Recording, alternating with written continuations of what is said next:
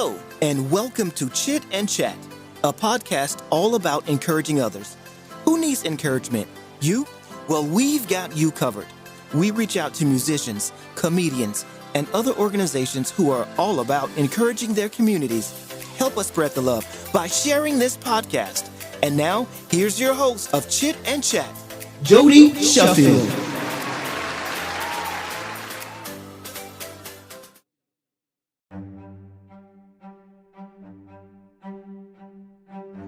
Hello, everyone. Welcome back to an exciting new episode of the Chit and Chat podcast. If I said to you Herculean pull, nuts and bolts, heavy metal, or even Mount Olympus, what comes to mind? Anything?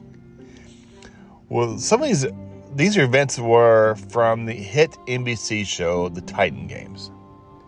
Today, my guest competed on the Titan Games, winning 4 times, as well as the East Regional, and almost winning it at all, losing the match hand in the championship. I'm excited to have on Mr. Will Sutton, also known as Country Strong. This is Chit and Chat.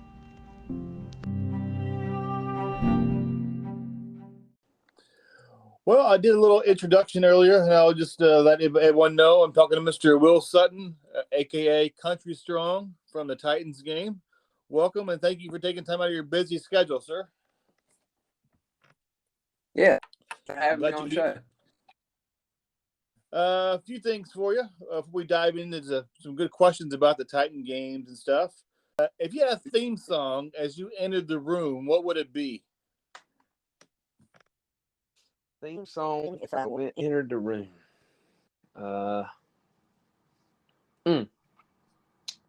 Well, I always go back to a song by Luke Bryan. It's called "We Rode in Trucks." It was one of his first hit songs, and I've always loved that song. And I think that's the one I'm going with. Luke Bryan, "We Rode in Trucks." Yeah, I remember when he was on the Apprentice with the Trump, and he kind of won. I think it's how he got really introduced to the world. I think. Yep, that I've always liked Mr. Luke Bryan. He's on the Buck Commander show with Willie Robinson, and just good singer. I like the music. What's your favorite beverage? Pre-workout, probably bucked up pre-workout. Okay. What does that entail? So it's just a pre-workout made by Bucked Up Sups. I'm a brand ambassador for them, but I like to, it's my favorite right before I go to the gym. Gets me in headspace, go in there, gets me in the caffeine to get going, and not too much caffeine where it just kind of overloads, but it's just a perfect amount. And just, I love it. Really gives me a good workout, solid workout the whole day, and it fuels my day, Nice. What is one food you will never give up? Chicken wings. Hands down. There you go. Chicken wings. I can eat chicken wings everywhere. It's a pretty close one, but I think chicken wings, I just can't give up chicken wings. I'm actually going to do something tonight. Probably. That sounds good. If they were to make a movie, a Will Sutton Country Strong movie, who was playing you? I'm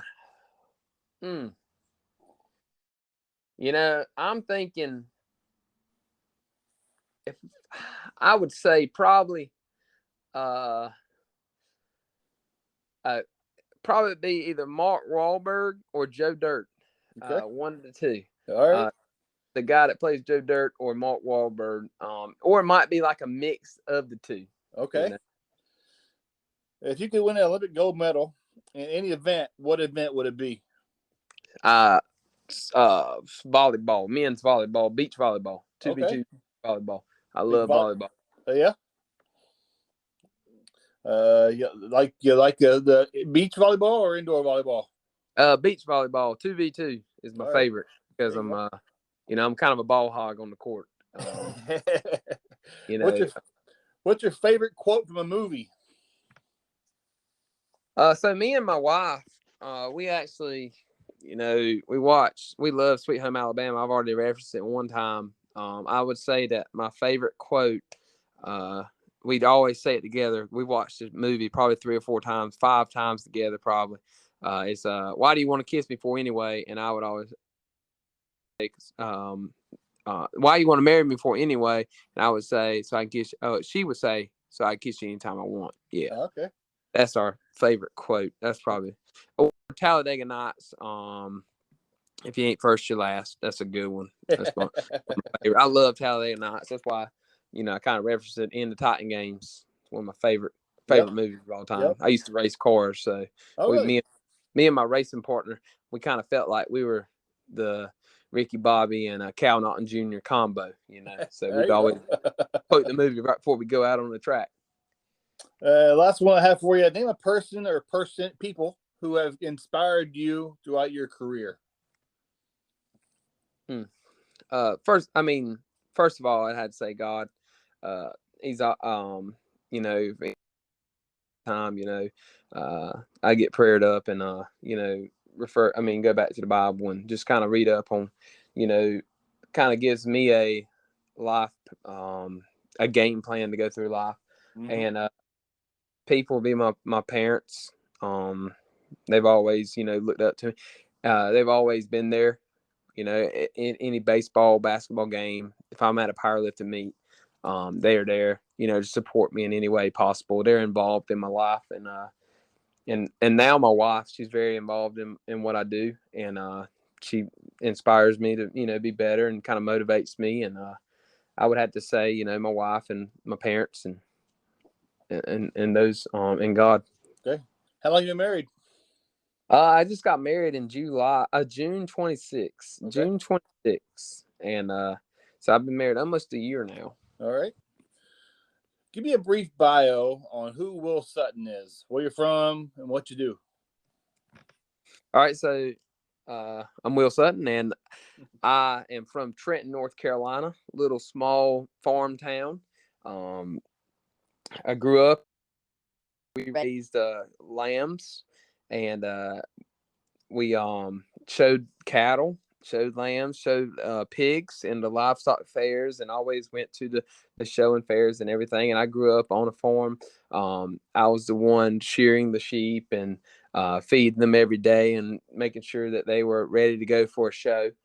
My dad was an agriculture teacher, so I grew up in the agriculture life, going to farmers and going to places throughout the community and, helping out the FFA, which is the Future Farmers of America. And I grew up in sports. There wasn't very much to do except for hunt, farm, and play sports. And so I was a big baseball player. And I wouldn't say big. I was kind of pretty small. I was, 5'7". I'm with you. And so we played baseball year round. Played basketball. I think, basketball is the sport I coach now. I'm now an agriculture teacher at Croatan High School. Went to NC State University, graduated there with an ag business degree, started teaching at Croatan High School, been there for 6 years now, and became the varsity basketball coach. And the reason why I wanted to be a basketball coach was because that was something that somebody, they kind of do because of my physical appearance. You won't ever be this because of your physical appearance. Well, that's when I kind of knew that I was very competitive, because I was like, well, I'm going to prove you wrong. So I spent twice as long practicing basketball and ended up becoming a starter and getting just as many offers for college in basketball as I did in baseball. Nice. And so that's why I had to learn basketball, because my family and everybody around as much about basketball as they did baseball. And so I worked twice as hard. I studied the game, and that's why I feel like I became I was more able to coach basketball than I was baseball. And that's why I really enjoyed coaching basketball. I feel like I've done a pretty good job coaching it. Yeah, it's a little bit about me. Can you walk me through when you decided to apply for the NBC show, the Titan Games, and kind of the tryouts and kind of the whole getting up to making the show? All right. So I was actually in class, and I was showing my students probably an educational film on YouTube. It might have had nothing to do with the curriculum. I'm not quite sure. I think it did. And the ad for Titan Games came up, and I was like, man, that'd be pretty cool to do. And one of my students, just like I said earlier, doubted me, and they was like, you get killed in that show, Mr. Sutton. I was like, well, hold up now. And so afternoon, I put together a promo video to send in as an application. And that was immediately after we got back from Hurricane Florence. We just went through Hurricane Florence, and the kind of morale around the city and around the school was kind of bad. Around Trenton was bad. And I was back living in Trenton at the time. And so I was like, man, I applied for on NBC's website and sent it off in February. Well, it was 7 or 8. Well, it was in November when I got a call back saying, hey, we'd like for you to come down here to LA, California for a tryout in January, December, right around the New Year's. It was about a week after New Year's. So it was in January. And so they called me back. I got a flight to LA, California, and I went there with 60 other people that were that out. And we went one weekend in Burbank, California is where we stayed. And we I got to see Jay Leno drive by. Nice. I didn't actually meet him, but I saw him drive by in his car. It was a nice car. And so we went, did the tryout. I came back on that Sunday, and they called me on that Monday saying, hey, we want you to be on the show. It's going to be filmed in Atlanta, Georgia, and you're going to fly out in 2 weeks. If you make it through the first round, then you'll be gone longer than 1 week. You'll be gone for 2 weeks. But if you don't make it past the first round, you'll be back in a week. I went to my principal. I said, look, I've been accepted to this TV show. I'm going to need a week off. And little did I know, I actually needed 3 weeks off because I made it to the end. But I sold my eye short after seeing all those people at the tryouts. I walked into the tryout. I was like, man, there's some big people here. There's some strong people. I didn't know how I'd stacked up in the tryout, but I felt like I was holding my own about 3/4 of the way through the tryout. I was like, well, I'm just as strong as these people, just as fast, just as quick, just as athletic. So maybe I'll do okay. I don't know. But it's kind of funny how at the tryout, when we were in Burbank, we were eating supper after the tryout, and the person I was sitting next to was Matt Chan, and we became really good friends that night. And we were the two that ended up in the finale. Yeah, that was good. I pulled for you the entire show. I mean, it was I saw you and your kind of story. I'm born and raised in Arkansas, so I'm like, dude, I like this guy, and so I'm like, I pulled for you the entire time. Can you tell me the time when you received the call from The Rock or whoever called you, your first expression going, excuse me, did I really make this show? Well, so I think my first contact with the people was when they called me for the tryout.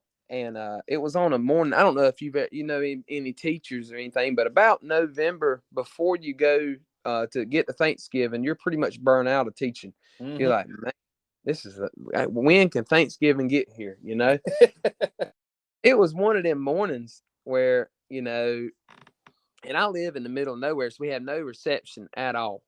And I didn't get the voicemail until I got to where I could get reception. And I got, you know, all my notifications when I'm driving to work. You know, I finally get cell service, you know, and I got the notification. I was like, man, this is just amazing. It gave me like a little spark of energy because I was almost like, oh, why am I doing this? You know, this is so long. I'm having, you know, a rough first part of the year. And I got that phone call, and it just like changed my whole day, changed my outlook on everything. And when I got the phone call to be on the show, I was like, okay, getting real. Now let's make it work. And then I got a phone call from Dwayne "The Rock" Johnson right before the thing aired.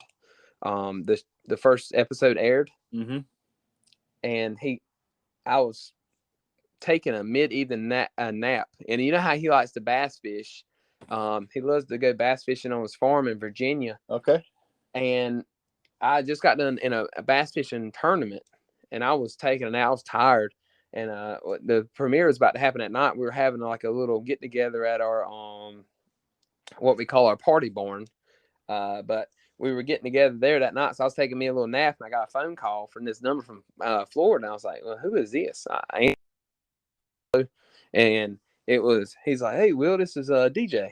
I was like, "DJ? I don't know DJ." And he's like, "Dwayne Rock Johnson." I was like, "Oh my gosh!" Like, man, I said you'd appreciate what I was doing. I was just out there catching some chubs on the Neuse River, is what we call bass, but he probably has no idea what kind of terminology that is.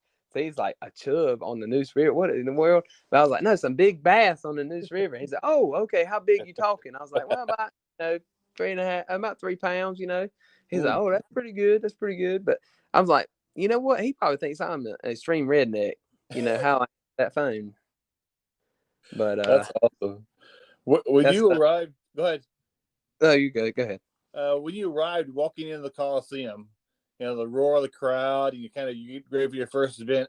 I'm picturing you like the little kid from the Hoosiers from Hickory walking down the championship floor, and it's going bonkers. Is that what you felt like? Well, it was kind of surreal. I'd never been like replaced with, they knew my name and everything. Come to find out, they told them my name. It was awesome, just going in there and, everybody chanting your name and pulling for you and everything. It was so loud. I was like, man, this is probably what, people, would say like about a Duke Carolina game or, a big March Madness, rivalry game or something like that. I was like, this is what that kind of feels like. It gave me that sense of, adrenaline, and it was so nerve wracking. I mean, because like I just knew that I was like, man, I hope I don't want to go and embarrass myself, trip on the first obstacle and face plant or something. Right. Like I did, with that nuts and bolts competition. I went out there and tried to pull down the wall way before it was even, lighting up. 1,000 pounds. I just watched that video. I'm like, dude, 1,000 pounds. Yeah, that's what bite off more than you can chew, I reckon. But in between the events, they had the camera crew behind the scenes, kind of seeing you kind of get ready. You had butterflies in your stomach. It was adrenaline pumping, or what? That was it. It was more butterflies than I've ever seen in my life. I've never felt that kind of. I've been in some high pressure scenarios, playing sports all my life and things like that, but it doesn't amount to what I was going through right in that moment. Before the buzzer went off in 3, 2, 1, and they hit that that sound, and then the flames go up, and you just off. I don't think there's anything to prepare you for that kind of nervousness that you're by. I don't think that there's anything that kind of just puts you in that situation. I would think that maybe at the CrossFit something you could maybe resemble that whenever they hit the horn to say go. Right. But it was so fun. It was just fun. It was amazing time, amazing experience. Do you remember all the events that you did? And was there one either you really liked or you really hated? Well, I don't necessarily hate the nuts and bolts, but I mean, the hammer down, I hated.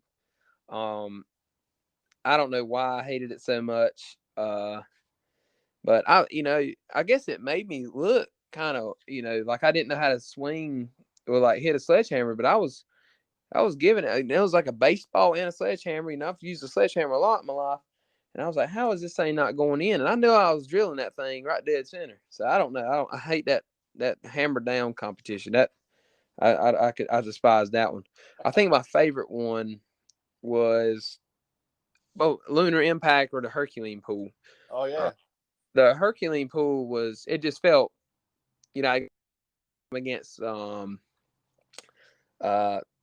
Kareem in the tiebreaker, and I kind of learned some things in it when I went up against Kareem, and so when I went up against Noah Palisha in the finals to get to the finale, learned a lot, and I put in a lot of light poles putting in fence. All right. So like we cut them and we pick them up, and it's kind of the same grip, you pick up like an old light pole or something you use for a fence post.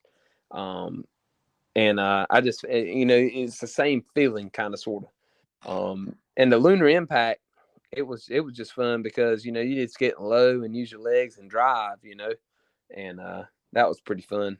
Yeah, 1 second too late on that event, man. You're toast, because I saw the guy. I watched it yesterday, just kind of getting used to kind of getting ready for this interview, and I'm like, the guy slipped and he was behind like 2 seconds, and you were up there so fast he didn't have a chance to help you push on the other side.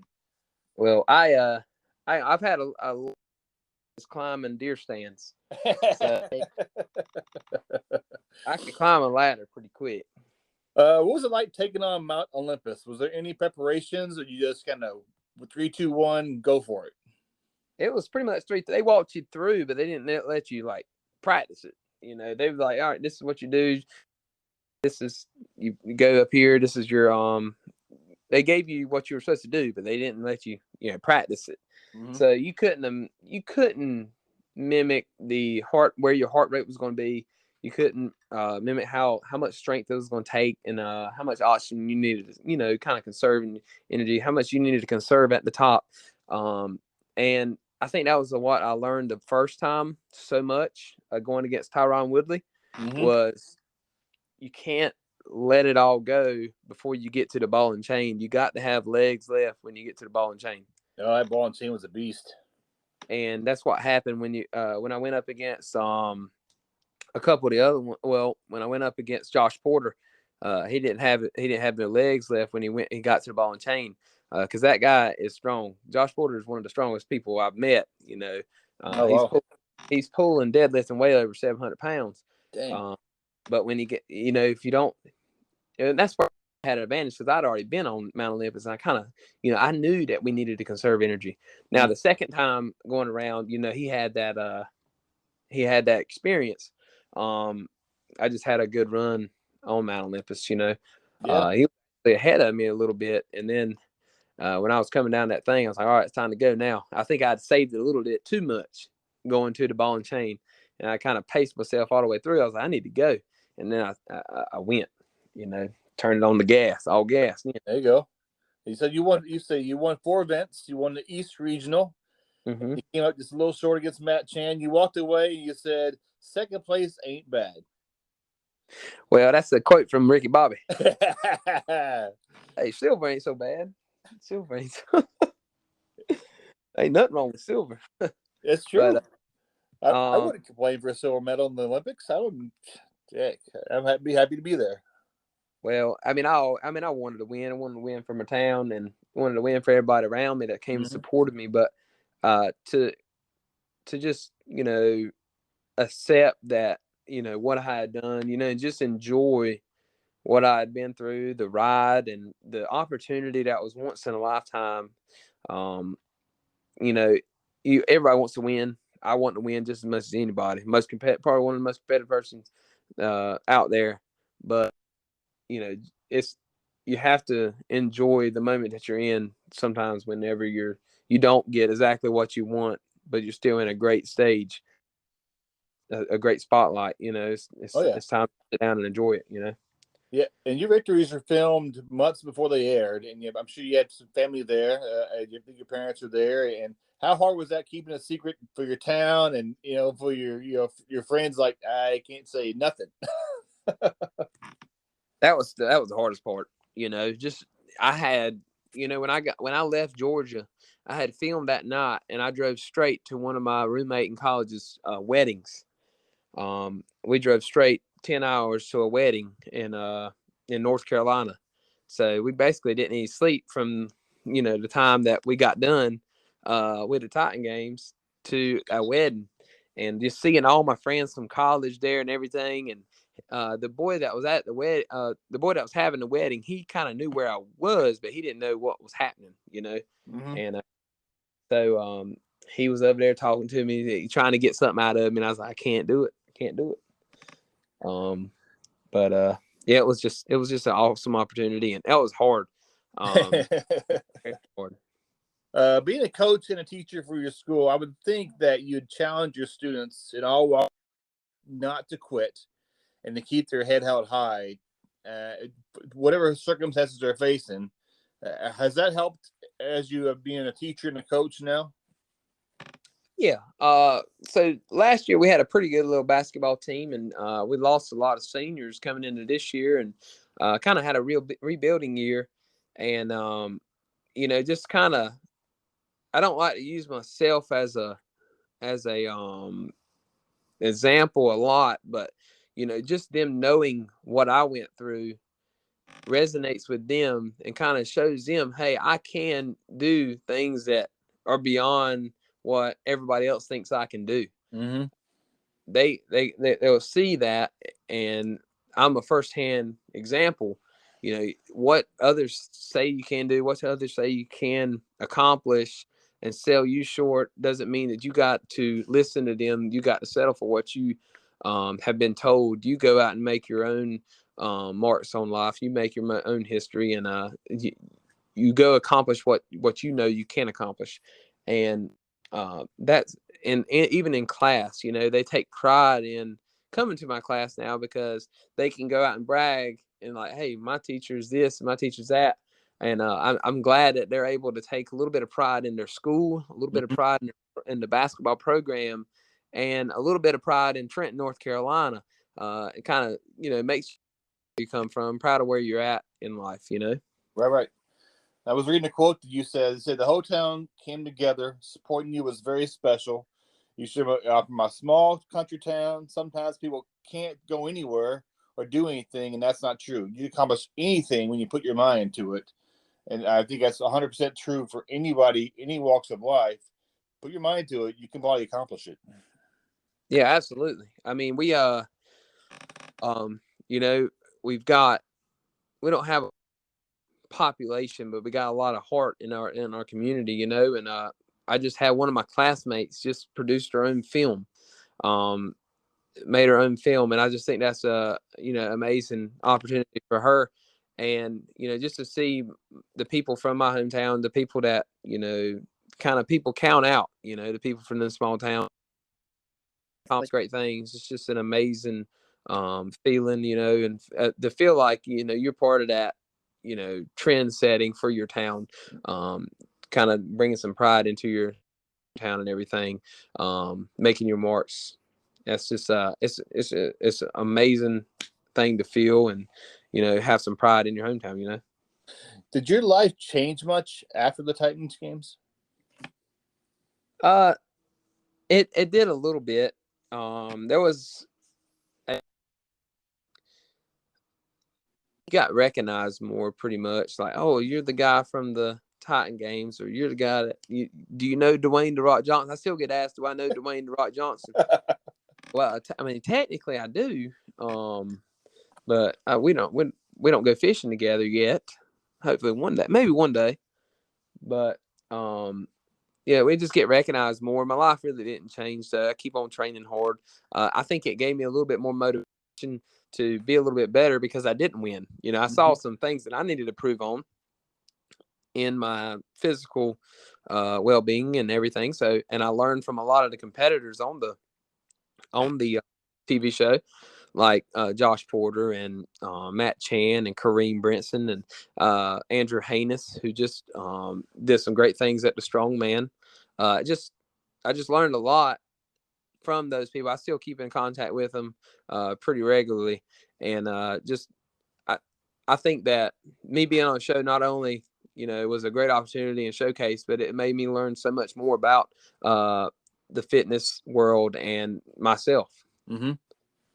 I know The Rock called you Country Strong. Was that a nickname you had already, or what is Country Strong? Well, it's kind of a thing that we kind of come up with a long time ago when I was playing baseball and basketball. They would always say, oh, he's small, but he got that. He hit it so far because he's country strong. He been lifting them feed bags and everything. Them boys from Trenton are country strong, and so we kind of got a reputation of being, farm strength, had a lot of farm strength, when we were playing sports and everything, because we grew up on the farm and grew up in the ag community and so that's kind of where that came from. Okay. And this podcast is all about encouraging others. As I kind of wrap up here, in your life, how have people given you encouragement along the way, and how can you give encouragement to the others along the way? So I think that a lot of people give you encouragement throughout. Sometimes we don't even realize it. Like some people will say, you did a great job on this, or you did a great job, but we're so stuck in negative thoughts and negative what's not going good that we don't even realize the things that people are saying to encourage us, and things that people are saying that is going well. Like, oh, your hair looks very good today, or something like that. Just something small that we don't even take into effect because we're so focused on what's going negative. If we start to kind of focus on, hey, what's some positive things that people say to me today, I think we'll start seeing a shift. Actually, we're seeing a lot of positive encouragement things that are happening in our lives. And it kind of resonated with me lately, as I've been going to community groups with my wife, and been getting more involved in Two Rivers Church, as people are there to encourage in our lives. I think there's always somebody that's going to be sent to encourage you. Are we going to be listening to them? Are we going to be open to their encouragement? Or are we going to not listen to them, not hear what they have to say, because we're so focused on the negative things that are going on, or the negative news, the negative social media posts and things like that. There's a lot of positive, and you can be that positive. You can be that encouragement just by going and saying something small, something simple to your neighbor that maybe needs that encouragement, or just somebody that you haven't gave encouragement to lately. Just they might need that little bit of positivity in their life that day because they haven't experienced that. Be that person that gives it. So, Right. Yeah, I grew up in that's Arkansas, and there was a pond at my grandparents' house. It was kind of just a stale pond, no water going in, no water going out. And I threw a rock in, and the ripples kind of, go everywhere. And I think of that as positivity. We spread positivity by the smallest thing. We can make an impact on our towns, our communities, our neighbors, our coworkers, and this world could be a much better place. absolutely. Was there a teacher or a coach, since you're teaching and coaching, that really inspired you to teach and coach? Well, I got two teachers and coaches, both. One of them would be my dad. He was a agriculture teacher for 31 years. He also coached. He was a head football coach for a little while, and then he assisted on baseball, and then he took over to softball whenever my sisters got into high school. He coached the softball team for 4 or 5 years, and my other role model would be my roommate in college's dad. His name's Coach Glenn Smith. He was my basketball coach and my varsity baseball coach. So he was my varsity coach for both of them. And he kind of set the tone for what I thought a basketball program or a baseball program should be run like, and gave me encouragement, kind of took me under his wing and showed me how things, how a practice was supposed to be run, and different offenses, and disciplinary ways of doing things. And he was he was also the FCA leader at our school. So he was, always did it from a Christian standpoint, in All other right. words. Yeah. So, Well, I appreciate the time. As I wrap up here, I just want to thank you very much. And I want to congratulate you for being the East title Titan. And I apologize, you just so short of winning it all. it took me back to the classroom. I told him that I was going to sign I was going to take a different job if I won all that money. I wouldn't know what to do with it. I had to. I was right. I believe God has a plan for you. I think he's teach your students to be, humble, to be kind, to be respectful, and your athletes, you're teaching as well to be young men on the court. That's respecting their elders. And so I just want to say thank you for all you do. I know teaching, I have friends of mine who are teachers and some coaches. It takes a huge heart to have that commitment to teach, and your patience to teach athletes and students along. So I just want to thank you very much for your time. I really appreciate you coming on today. Yes, sir. Thank you. All right, God bless you. Take care of yourself. All right. Yes, sir. Bye-bye.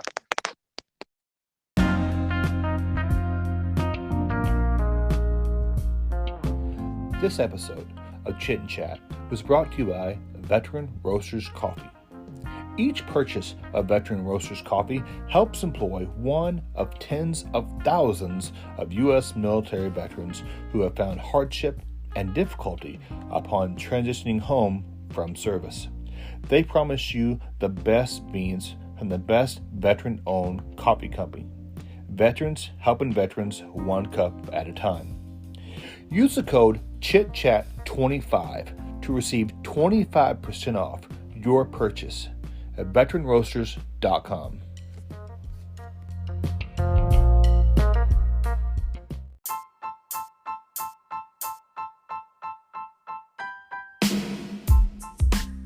I'm so glad that he had a chance today to join into this podcast as we had an interview with Will Sutton. He was on NBC's The Titan Games, and it was a great conversation with him. He shared some encouragement with you, and he's a teacher, he's a coach, so he's inspiring students in his neck of the woods. So it was great having a fun conversation with him today. And I want to invite you to continue to follow this podcast, to subscribe to it, and you'll get notifications each time a new episode posts. So thank you for being a part of this podcast, and have an amazing day. Take care. This is Chit and Chat.